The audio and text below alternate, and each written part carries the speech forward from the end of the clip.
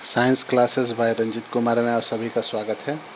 आप सभी पढ़ रहे हैं class 5 science unit 3 shelter chapter 3.1 why different houses. Why different houses में हम लोगों ने अभी तक पढ़ा वाई डिफरेंट हाउसेस। तो इसमें हम लोगों ने जाना कि क्या फैक्टर्स हैं जिसके चलते अलग अलग तरह के घर बनाए जाते हैं। तो हम लोगों ने इसमें जाना कि क्लाइमेट, लैंडफॉर्म, इकोनॉमिक स्टेटस और मटेरियल जो अवेलेबल होता है, ये सारे फैक्टर्स हैं।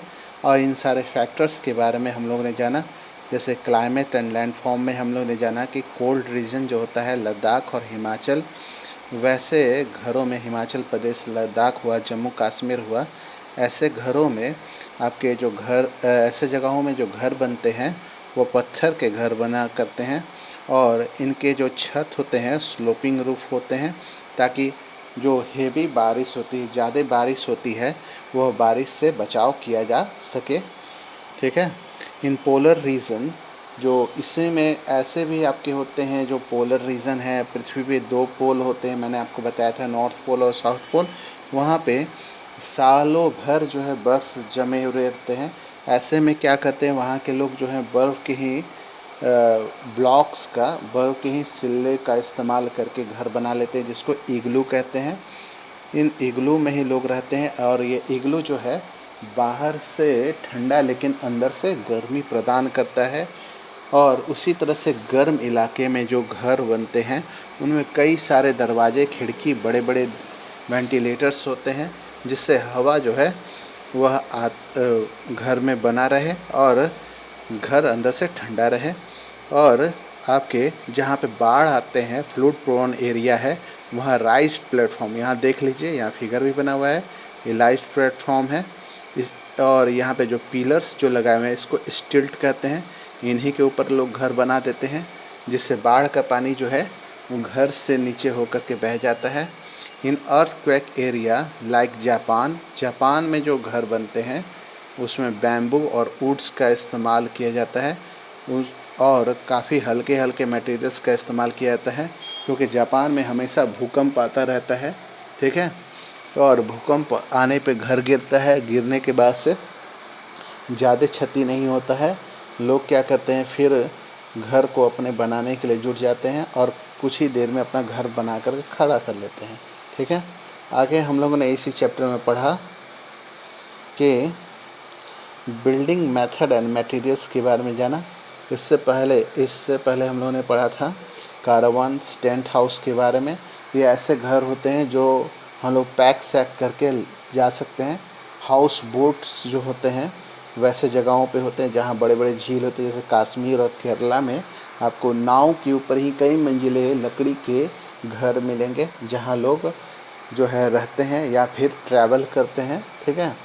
या फिर वो आपका टूरिस्ट लोग जो है वहाँ रह करके और वहाँ का लुत्फ़ उठाते हैं, माने वहाँ जा कर के अपना घूमते फिरते हैं। मिनी कोनी आइलैंड एक लक्षद्वीप में है, जहाँ पर ब्रिक के साथ साथ सैंड सीशोर का इस्तेमाल किया जाता है। सैंड जो सीशोर में प्राप्त होता है, समुद्री किनारे पे जो बालू प्राप्त होता है, उसमें जेली जो कलेक्ट किए जाते हैं लगून से, वो सीमेंट की तरह काम करता है। और कोकोनट जो होते हैं, कोकोनट के पत्ते से लोग अपने छत को छा देते हैं, ढाल देते हैं, जिससे यह घर तैयार हो जाता है।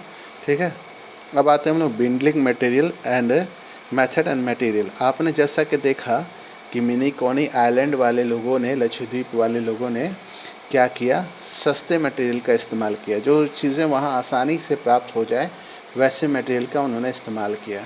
तो वुड्स और वुड ईज़िली अवेलेबल होता है। फॉरेस्ट में तो लोग जंगलों में लकड़ी के घर ही बनाते हैं। फिर आपके ग्रामीण लोग जो होते हैं वह मड, बैम्बू, प्लाम ट्री और स्ट्रॉ का इस्तेमाल करके कच्चा घर बनाते हैं। अब गांव में भी आपके बड़े बड़े अच्छे घर बनने लगे हैं, पक्के घर बनने लगे हैं, जो ब्रिक, सीमेंट और आयरन से बनते हैं। और बड़े घर को हवेली कहते हैं, जो ब्रिक, सीमेंट और आयरन से बना होता है। इसके अलावे बड़ा लॉन होता है, बड़े बड़े कमरे होते हैं उसमें, वैसे घर को हवेली कहते हैं। बड़े शहरों में, अर्बन एरिया में जो शहरी इलाका है वहाँ पे ब्रिक सीमेंट और आयरन रॉड वाले ही घर आपको मिलेंगे। और these are strong and durable, ये घर जो है परमानेंट और पक्का हाउस कहलाता है। बंगलो भी जो हमें दिखाई पड़ता है, बंगला उस घर को बोलते हैं जहाँ पे ओपन एरिया होता है फ्रंट में और बड़ा सा लॉन होता है। ठीक है, चलिए इसी क्रम में हम लोगों ने इकोनॉमिक स्टेटस भी जाना। जैसे लोग के पास पैसा होता है उस प्रकार के लोग घर बनाते हैं। जब पैसे कम होते हैं तो कम पैसे वाला घर लोग बनाना पसंद करते हैं और इसमें सस्ता मटेरियल इस्तेमाल करते हैं। उसी तरह से लोग पैसे अच्छे खासे होने पर वो सीमेंट कंक्रीट के अलावे आपके टाइल्स और प्लास्टिक पेंट से वो लोग अपना फर्निशिंग करवाते हैं। चलिए आगे हम लोग चलते हैं। आगे हम लोग ने जाना था नाइबरहुड के बारे में, है ना। जो हम लोग के आस-पास लोग रहते हैं वो हमारे नाइबरहुड बनाते हैं। लिविंग टुगेदर में आप लोगों ने जाना था और आप लोगों ने ये भी जाना था कि हम लोग के पास पड़ोस रहने से हम लोग को क्या फ़ायदे हैं। पास पड़ोस में आपके डॉक्टर हो सकते हैं, टीचर्स हो सकते हैं, हमें पढ़ाई लिखाई में सुविधा होगा, स्कूल्स होते हैं। विलेज के बारे में हम लोग जाना था। हम लोगों ने जाना था हैमलेट के बारे में। हैमलेट एक गांव का छोटा सा कस्बा होता है जिसमें एक ही तरह के लोग रहते हैं। आपने सुना होगा जैसे बढ़ई टोला, है ना, साहूट गली, ये सब आपने सुना होगा, है ना। कोई पट्टी वगैरह लोग रख देते हैं, ठीक है, समझ रहे हैं। वैसे जगहों का नाम उन्हीं लोग के ऑक्यूपेशन के नाम पे रख देते हैं। ठीक है, कहीं मोची लोग होंगे तो मोची वाली गली हो गई, दर्जी वाला गली हो गया। ठीक है, तो वैसे वाले को हैमलेट कहते हैं। गांव का छोटा हिस्सा होता है। एक गांव जो होता है हैमलेट से बहुत बड़ा होता है और टाउन और शहर से छोटा होता है। ठीक है, गांव वैसा इलाका होता है जहां पर टेम्पोररी हाउसेस बहुत सारे मिलेंगे, कच्चा घर ज़्यादा मिलेगा, है ना। और अब लोगों का जीवन जो है, गांव वाले लोगों का भी जीवन जो है बहुत सुखमय होने लगा है। वहाँ भी बिजली की सुविधा आ गई, पक्के सड़क हो गए, पक्के मकान हो गए। लेकिन शहर जो होता है वैसा जगह होता है जहाँ घर बड़े बड़े होते हैं, शॉप्स होता है और बड़े स्टोर्स होते हैं। ठीक है, और सारे लोग जो होते हैं कॉलोनीज़ में रहते हैं। ठीक है, कॉलोनी एक एरिया होता है टाउन और सिटीज़ में जहाँ पर लोग कम्युनिटी में रहते हैं और इन्हीं कॉलोनीज़ में स्कूल, मार्केट और हॉस्पिटल की फैसिलिटी होती है। आपने ये भी जाना कि पीपल जो है एक साथ रहते हैं तो इनसे क्या क्या फ़ायदा होता है। तो आपने जाना कि इलेक्ट्रिसिटी, वाटर, पार्क और शॉप की फैसिलिटी बड़े बड़े शहरों में होती है। Living together provide security, moral support, ये सब होता है। फिर आपका रिसोर्सेस मिलता है, रिसोर्सेस अवेलेबल हो जाता है। नेबरहुड में कम्युनिकेशन हम लोग करते हैं और एक दूसरे को बेनिफिट देते हैं। ठीक है, लेकिन हम लोग को कुछ चीज़ों का ध्यान भी रखना चाहिए। हम लोग जो फैसिलिटी मिल रहा है उसका नाजायज़ फ़ायदा नहीं उठाना चाहिए। आपने बचपन में एक कहानी सुना होगा, सियार आया सियार आया, है ना। एक छोटा सा बच्चा रहता है जो जंगल में जाता है और बकरियां चराता है और बार बार चिल्लाता है सियार आया सियार आया। और तीसरे दिन ऐसा होता है कि सही का सियार आ जाता है और बच्चे को भी मार देता है। और क्या होता है, वो आपके कुछ और जानवर भी मारे जाते हैं। लेकिन ऐसी बातें इसलिए कहानी ये बनाया गया है ताकि हम लोग इस कहानी से शिक्षा लें। तो हम लोग को वेस्ट वाटर और इलेक्ट्रिसिटी को वेस्ट नहीं करना चाहिए। जो ज़रूरत हो उसी के हिसाब से इस्तेमाल करना चाहिए। रोड पे कचरा कभी नहीं फेंकना चाहिए। नेबरहुड क्लीन रखना चाहिए और डेवलप ऑर्गेनाइजेशन बनाना चाहिए। कोऑपरेशन, कोऑर्डिनेशन और अंडरस्टैंडिंग पैदा करना चाहिए। Do not obstacle the road में जगह जगह गड्ढे वड्ढे नहीं बना देने चाहिए या फिर कुछ आपके अवैध पार्किंग वगैरह गाड़ी का नहीं करना चाहिए। बूढ़े लोग और बीमार लोग को क्या है कि मदद पहुंचाना चाहिए। जो पड़ोस में बूढ़े या बीमार लोग हैं तो उनको मदद करना चाहिए। तो हम लोग ने इमरजेंसी वगैरह जाना था जिसमें हम लोग नेचुरल डिजास्टर के बारे में हम लोग पढ़ रहे थे, क्लाइमेटीज़ के बारे में। इसमें हम लोगों ने क्लाइमेटीज़ के बारे में जाना था कि नेचुरल फैक्टर्स होते हैं जिससे आपका तबाही हो जाता है, माने बर्बाद, पूरा चीज़ डिस्ट्रॉय, है ना। तो ये आपके क्लाइमेटीज़ कहलाते हैं। ठीक है, जो नेचुरल फैक्टर्स के चलते होता है उसको क्लाइमेटीज़ कहते हैं। ठीक है, disaster caused by natural factors are called natural disaster में हम लोग साइक्लोन के बारे में पढ़े थे। साइक्लोन रोटेटिंग विंड्स को कहा जाता है, जो कोस्टल एरिया में आता है, समुद्र किनारे में आता है, ठीक है। एसोसिएट विथ हैवी रेनफॉल, बहुत ज़्यादा रेनफॉल होता है, हाई टाइड्स बनता है और इससे बाढ़ भी आता है। इफ़ेक्ट साइक्लोन का ये होता है कि जो पुराने बिल्डिंग है, जो आपके मिट्टी के बने घर हैं, सारे के सारे बर्बाद हो जाते हैं, बाढ़ आ जाता है, लैंडस्लाइड होता है और डे टू डे लाइफ जो होते हैं लोग के, वह डिस्टर्ब हो जाते हैं, ठीक है। और बिजली की सुविधा और कम्युनिकेशन की सुविधा सब खत्म हो जाती है। डिजीज़ होता है, टाइफाइड, जॉन्डिस, मलेरिया और पानी के जमाव के चलते होता है। फिर हम लोगों ने पढ़ा था अर्थक्वेक के बारे में। अर्थक्वेक क्या होता है कि पृथ्वी जो है वह सडन शैकिंग करने लगती है, कंपन होने लगता है under the surface of the earth, इसी को बोलते हैं अर्थक्वेक, ठीक है। और आपको जानकारी के लिए मैं बता दूं, अभी हम लोगों ने इसी चैप्टर में पढ़ा था जापान के बारे में, जहां पर हल्के मटेरियल्स का इस्तेमाल करके घर बनाए जाते हैं, क्योंकि वहाँ अर्थक्वेक हमेशा आता रहता है। Due to earthquake building and other material get damage, तो बिल्डिंग और मटेरियल होते हैं वो डैमेज हो जाते हैं। डैम में ब्रेक एंड ब्रिज और इलेक्ट्रिक पोल्स गेट अपरूटेड, और यहाँ तक कि उखड़ जाते हैं। क्या क्या? वो डैम, बिल्डिंग, ये सारे के सारे चीज़ें उखड़ जाते हैं, बर्बाद हो जाते हैं। It result in the fire fluid, fire भी होता है और फ्लूड भी आ जाता है। ट्रांसपोर्टिंग, इलेक्ट्रिसिटी, कम्युनिकेशन, ये सारे के सारे बर्बाद हो जाते हैं। और breakdown of sanitary condition can result in the epidemic, और जीवन जो है अस्त व्यस्त हो जाता है। चलिए, तो इसी क्रम में हम लोग को आज जो पढ़ना था वो है आपका व्हाट इज़ लैंडस्लाइड। लैंडस्लाइड क्या है? जो पहाड़ पे लोग रहते हैं वो इस वर्ड के बारे में जानते हैं, है ना। Landslide are commonly in Himalaya region, जो हिमालय रीजन है वहाँ पे लैंडस्लाइड बहुत ज़्यादा होते हैं। क्यों होते हैं? वहाँ पे बहुत ज़्यादा बारिश होता है, बादल तक फट जाते हैं, समझ रहे हैं। They occurs when sleepy mass of rock and earth debris slide down mountain slope due to heavy rainfall. मैंने जैसा कि कहा था, जहाँ पे तेज़ बारिश होगी वहीं पे आपका लैंडस्लाइड आएगा। तो पहाड़ी इलाकों में क्या होता है कि जो बादल बारिश वाले होते हैं, उधर से पहाड़ से गुजरते हैं, तो उनमें बहुत ज़्यादा अमाउंट में वाटर होता है, वाटर मॉइस्चर बहुत ज़्यादा होता है, तो वो वहाँ फट जाते हैं और बहुत ज़्यादा बारिश होता है। तो ऐसे में माउंटेन स्लोपिंग से जो आपके रॉक्स होते हैं वह खिसक जाते हैं, और इसी को लैंडस्लाइड कहते हैं। लैंडस्लाइड ब्लॉक रोड को ब्लॉक कर देता है और ब्रेक कर देता है लाइन ऑफ कम्युनिकेशन, यानी कि टेलीफोन के आपके जितने भी फैसिलिटी है, मोबाइल के टावर्स वगैरह हैं, सब डैमेज हो जाते हैं। Damage anything that come in the path, उसके पाथ में कोई भी चीज़ आ जाएगा लैंडस्लाइड में, उसको ही बर्बाद कर देगा। यहाँ देखिए एक फिगर बना हुआ है, आप इस फिगर को ध्यान देंगे। यहाँ ये एक तरह का रोड है, ये आने जाने का रोड है, देख रहे हैं। ये रोड पूरा का पूरा ये कोलैप्स कर गया, यहाँ मिट्टी जो है वह गिर करके ये नीचे की तरफ स्लाइड कर गई है, यानी कि इधर से जाने का रास्ता जो है वो ब्लॉक हो गया है, ठीक है। ये चीज़ें जो है पहाड़ी इलाके में आम तौर पे होती है, जब भी बारिश वगैरह वहाँ होता है तो ऐसी चीज़ें होती हैं, ठीक है।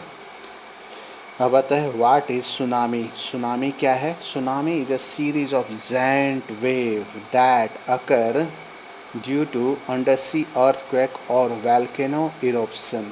सुनामी एक सीरीज होता है, एक श्रृंखला होता है, बड़े बड़े विशालकाय कई मीटर ऊंचे आपके समुद्री तरंग बनते हैं, पानी की लहरें बनती हैं, ठीक है। इससे आपका ये होता है, इस कारण से अर्थक्वेक। और वैल्केनो समुद्र के अंदर भी ज्वालामुखी है, उसके फटने से ऐसा होता है, ठीक है। वैल्केनो देखिए, आप इस फिगर को देख के समझ लीजिए, ये आपका पोल है, ठीक है। पोल की जनरली हाइट जो होती है वह मीटर में समझिए कि 20 मीटर 25 मीटर होता है।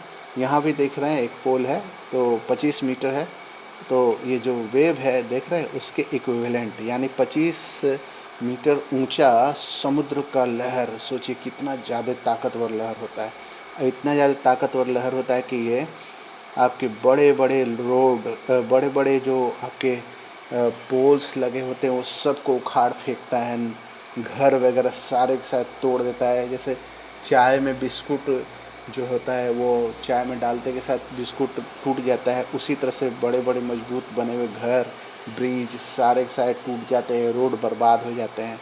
The wave travel across the sea at great speed and come rise up to 30 metre, यानी 30 मीटर, यानी कि वो जो पोल्स देखा था ना आपने, वो 30 मीटर उससे भी ऊपर वाला आपका एकदम लहर जैसा आता है। लहर आप समझ सकते हैं कि जो पानी का जो बौछार आता है, पानी का जो लेवल होता है, वो उतना ऊपर और उतनी तेज़ी से आता है, ठीक है, उसके अंदर बहुत ज़्यादा ताकत होता है।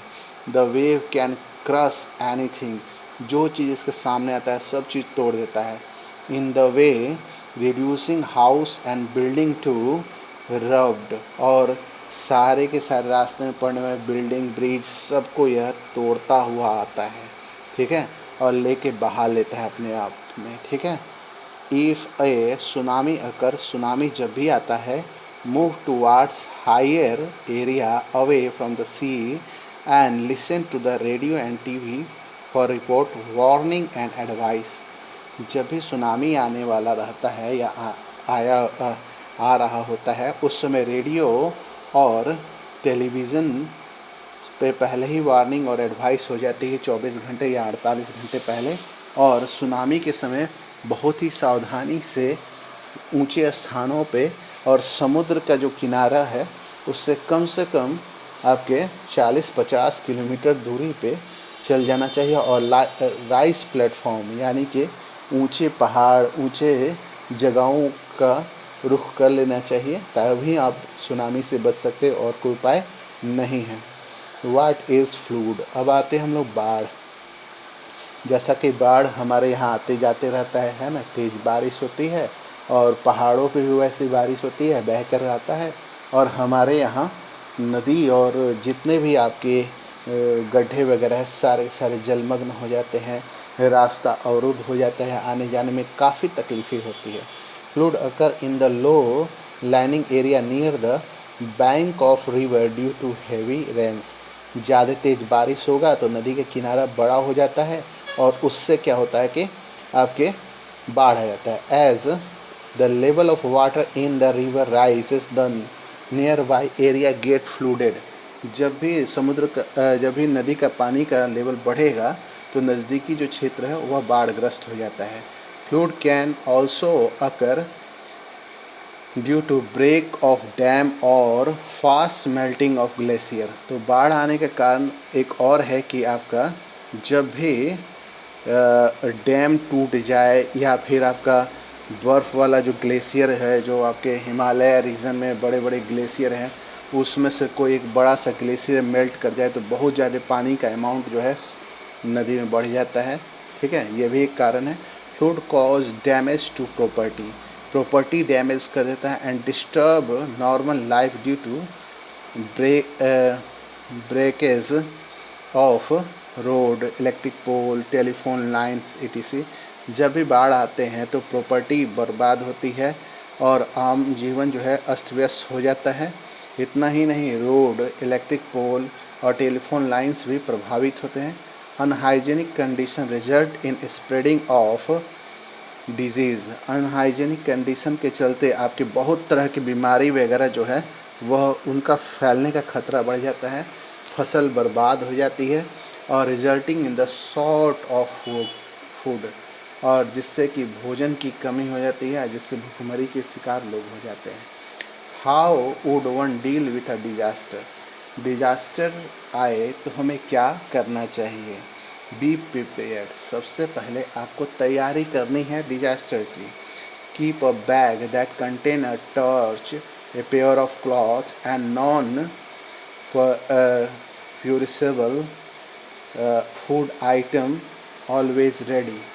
यानी आपको एक बैग रखना है जिसमें टॉर्च, एक जोड़ा कपड़ा और सूखा सूखा भोजन, जैसे आपका चूड़ा हो गया, आपका मिक्सचर हो गया, है ना, बिस्कुट हो गया, या फिर आपका काजू किशमिश ये सब हो गया, ये रखिए। और कीप इम्पोर्टेंट फ़ोन नंबर्स, महत्वपूर्ण फ़ोन नंबर की एक डायरी रखिए उस बैग में। ब्लैंकेट, एक कंबल रखिए। एंड स्लीपिंग बैग्स रखिए, ये तैयार रखिए स्लीपिंग बैग भी, ठीक है, क्योंकि ये बाढ़ जो है जब आएंगे या कोई भी आपका डिजास्टर आएगा तो आपके पास इन सब को इकट्ठा करने का समय काफ़ी कम रहेगा। आज की वीडियो में इतना ही। इस वीडियो को लाइक करें, शेयर करें, सब्सक्राइब करें। Thank you. Have a nice day.